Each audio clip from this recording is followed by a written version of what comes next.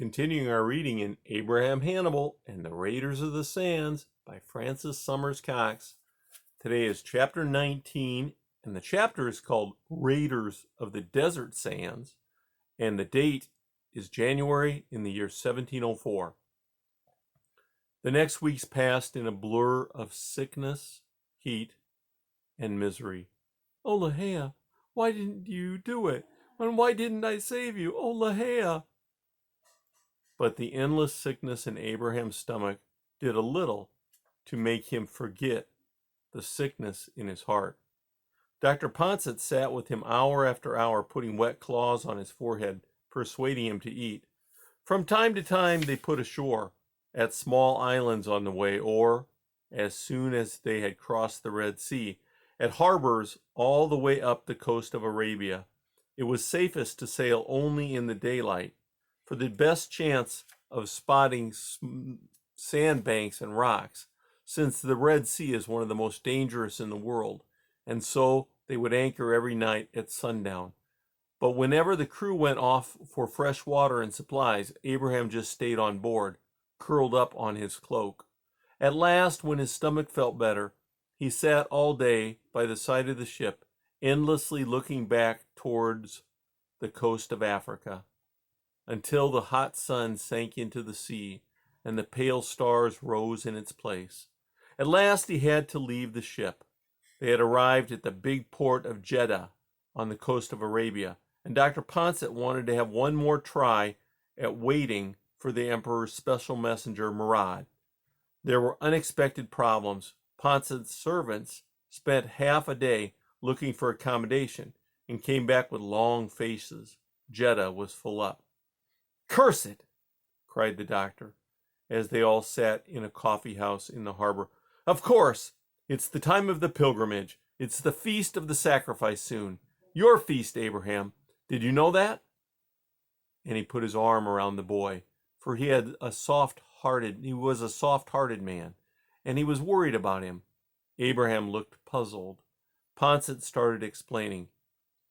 "The Muslims celebrate the time when God asked Abraham in the days of old to sacrifice his son Isaac, but in the end gave him a ram to sacrifice instead," cut in Abraham. Of course he knew the story well. It was his story. "That's right. Well, at least once in their lifetime, Muslims are supposed to make a pilgrimage to the holy city of Mecca at the time of the Feast of the Sacrifice. There must be thousands of them on their way there, or there already, from all over India, Africa, Turkey, by camel caravan or by ship. We're in the nearest port to Mecca, so that's why there's no room for us in the inn." In the end, they did find somewhere, probably cooler and cleaner than the inns in the town, a camp of large tents on the outskirts of Jeddah, put up as extra accommodation, with a special section for travelers like themselves, who were not Muslims. Their area was known as the Camp of the Franks, the Arabs' word for all Christians from the cold northern countries. The 10 children, being so obviously not from the north, got some strange looks from the merchants staying there. Poncet, his servants, and the 10 children settled in to wait. It was grim countryside, all bare, pebbly desert and rocks, with not a blade of grass. Drinking water cost a fortune, and so did fresh fruit and vegetables, which had to come all the way from the mountains. Still, Murad didn't come. But the waiting suddenly ended in a horribly unexpected way. Abraham was sleeping as well as he could in the sticky heat.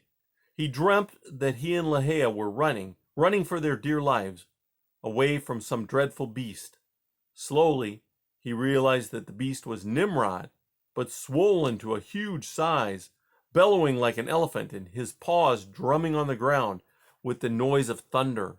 He woke up, his stomach cold with panic, and could dimly see Dr. Poncet standing in the middle of the tent, his white nightshirt glimmering in the half-light of dawn, and the other children jumping up wildly from their beds. There was a confused din of shouting and screaming, of camels braying, of feet pounding, of swords clashing. Then 2 men with drawn swords burst into the tent. "Hand over all your money and valuables, and you won't be harmed," shouted one, and then stopped and peered through the dark. "What's this? Hey, men, in here! We have a whole nest of little slaves in here." "They're not slaves," stammered Dr. Poncet. They are noble youths of Ethiopia on the mission to the King of France." The man strode over to Poncet, gripped him by the shoulder, and pushed him onto the ground with a crash. Then the tent was suddenly full of men, and Abraham felt himself seized round his waist and carried upside down. Then he was outside the tent and up on a camel's back, across a saddle. The rider was shouting something to the other raiders, and then his camel and about 30 others were lurching at tremendous speed across the stony desert. That's the end of chapter 19.